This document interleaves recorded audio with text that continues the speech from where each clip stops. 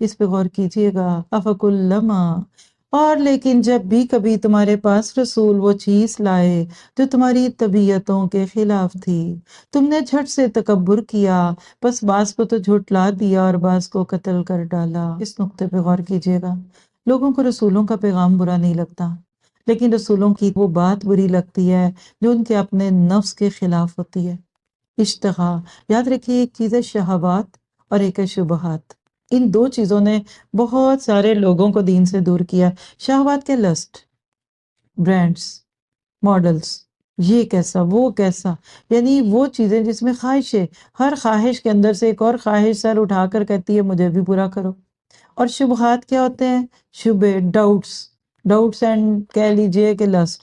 یہ دو چیزیں بہت سارے لوگوں کو اللہ سے دور کرتی ہیں۔ اللہ تعالیٰ آپ کو مجھے ان ساری چیزوں کو جانتے ہوئے، پڑھتے ہوئے اپنی اصلاح کی توفیق دے، اور ہم حقیقت میں اپنے بارے میں یہ جانیں کہ میرے اندر کون سی ایسی خواہش ہے جو مجھے حق سے روکتی ہے۔ خود سے پوچھئے، کون سا اللہ کا حکم ہے جو مجھے نہیں سمجھ آیا آج تک، چاہے 20-21 دورے قرآن سنا لیے۔ ایسا بھی میں نے دیکھا ہے، قرآن پڑھنا تو چھوڑ دیجئے، پڑھانا شروع کر دیتے ہیں لوگ۔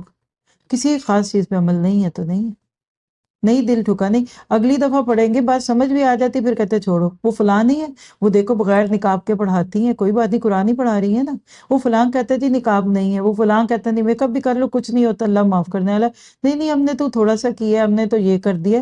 یعنی ایک ایک کر کے لوگوں کے اندر تبدیلیاں آنے لگتی ہیں۔ یہ وہ چیزیں جو انسان کو پیچھے کرتی ہیں، اور پھر ہوتا کیا ہے، جب بار بار کسی چیز کو ریجیکٹ کریں گے نا تو توفیق چھنتی ہے۔